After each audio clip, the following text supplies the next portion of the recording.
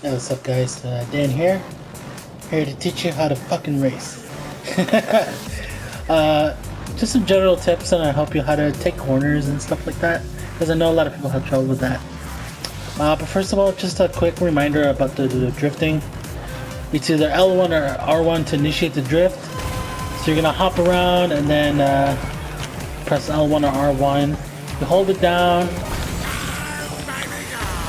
and you have an opportunity to do 3 boosts on the bottom right corner. 1, 2, whoop, 1, 2, 3. On the first line, you can get like a good boost. It's relatively short, but it's good nonetheless. The longer you hold it, the longer you boost. You'll see it says perfect, right? And you get a longer boost. But it's also risky, because the longer you hold it, the more at risk you are to fail, and then you just lose your boost and you're fucked. So with that being said, square is your button for braking. It's a good way to straighten yourself out if you feel you're gonna hit a wall or you're gonna fall off of like a ledge on a turn or something. It's a good way to keep you situated in situations where you're drifting, you're about to hit a wall, and you try to hop your way back straight, but it's not gonna, it's not gonna work. So immediately brake, and then get yourself back into position. You can also use brake to reposition yourself in the air. So say you got it like this, I'm gonna hit a wall. That's not what you want. So what you can do in a turn like this, for example, is take your boost, go up, brake, get in there, and then make it into the next part of the track.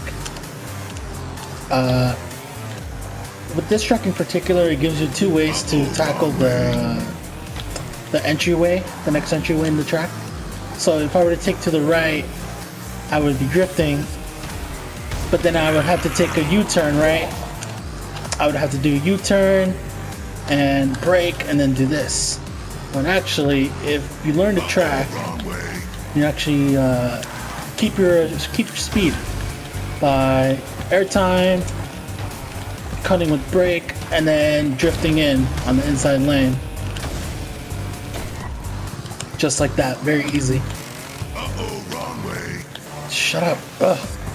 And then it's kind of the same thing here with taking the track from the left. Ideally, you want to enter this way while drifting, straight ahead like this. And so when you're drifting, you kind of have more control, right? So drifting. And see that portion when I went down this hill here, I kind of went in a straight line while maintaining my speed. So essentially that's what you want to do when making a turn like this. Keep it straight, drift, and then you make it through like that. Turbo pads. There's situations where you want to drift. You lost your turbo, you want to drift around this corner here. But you hit the pad, you go fast, you lose control, and you hit a wall. And that's not what you want. So what's good though is, like most other racing games that have turbo pads like this, you don't necessarily have to hit the whole pad. You hit the corners actually. Like hit the corner of this pad and then get the full boost. So you're cutting a corner with that pad, just like you are in tracks as well. So you keep your momentum, keep your speed, but also not having to deal with unnecessary track. And so here comes another part. Normally I can just like drift and do this and all that shit, but instead you cut the corners. Cutting corners is a lifesaver. It really saves you a lot of time. And if you time it right and you don't hit the wall or whatever, you can definitely boost up your times. So here, for example, cutting a corner, this, I want to hit a little bit of that track, and then bam, cut that corner, get in there.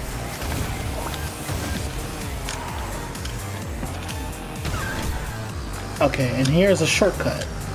So for this particular stage, I think you need at least 2 boosts, or maybe 3 ideally.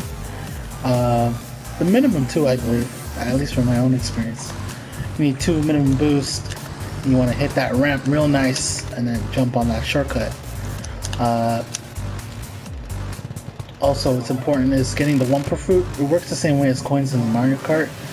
So you can get up to 10 coins, 10 Wumpa Fruits, and you immediately get a boost in your overall speed.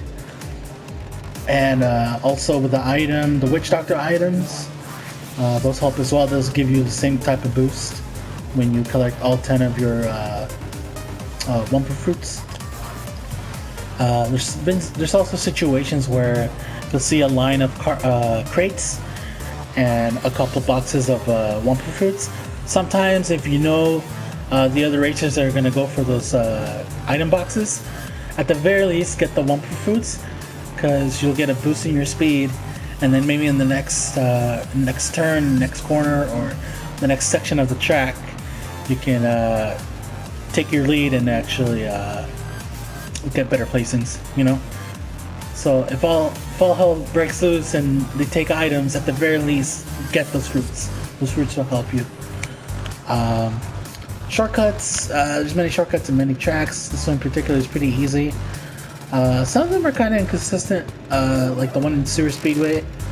I personally tried to hit him in the same angles as other people have. I watched some on YouTube or whatever, and the classic ones as well, in the original. I tried to hit him in the same angles, and it's not consistent, and it's kind of frustrating. But we'll see what happens. They did change the physics in this game from the original, so some things were changed for a good reason, some were not, but it's alright, no big deal. We're still racing, we're still going. Next up is U-turns. U-turns are important. You might see them. They're not really that, like, you won't see them often, but I say they're very important. And I personally am not that great at them, but there's multiple ways to get at them, right? So say this was a U-turn, right? And I'm here boosting and I'm on the outside lane and I'm trying to get in. So what you can do is just go in, drift, and try to keep control of your drift, right? So by the time you turn that you turn on that U-turn, you can straighten yourself out with a quick brake, or you can keep on drifting depending on your character, if they're good at turning or not. And then you keep your boost on that U-turn. Or at the very least, you lose your boost for temporarily, but then you regain it really quickly, depending on your character, right? Or you can hit it on the inside lane here. You're boosting, you're drifting, you're going really fast, but you immediately cut. You want to turn that corner real quick because there's a U-turn, and you immediately brake. But the good thing about the brake is you can brake slide really quickly just by tapping it, and then immediately go and drift, and then essentially gain back control as soon as possible. So when you take that U-turn, you're not hitting fucking walls, or you're not hitting the ledge, and you're not falling off, right?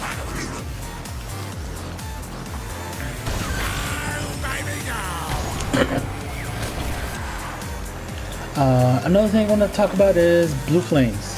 Blue flames are crazy. Essentially, blue flames are like super fast. So say you have all 3 of your boosts, right? And you've their maximum boost, and you hit a crazy ramp like the one at the end here, and you get a blue flame. The blue flame, you go super fast. It's really hard to control, but you can keep that blue flame if you're able to keep drifting and get like perfect drifts. You keep that blue flame and that really fast velocity. It's really hard to do in certain tracks because usually once you get off a big ramp and shit and you get that blue fire, there's like a hard corner or a very sharp turn or U-turn, and you kind of just lose it, so it's only temporary. But in this case, see, you get super fucking fast, and I used the brake and I immediately lost it by getting a lot of ground, right? And essentially I make up a lot of the ground with my boost that the brake doesn't matter, right? So yeah, that's just about it. Just a couple of tips to help you get better at this game. This game is a lot of fun. Hopefully they do patch out some stuff or whatever, but the payout's pretty well in coins and a lot of unlockable shit. So hope you guys have a lot of fun with this game. Because I know I am, and it's fucking rad. Alright, peace out guys and happy racing.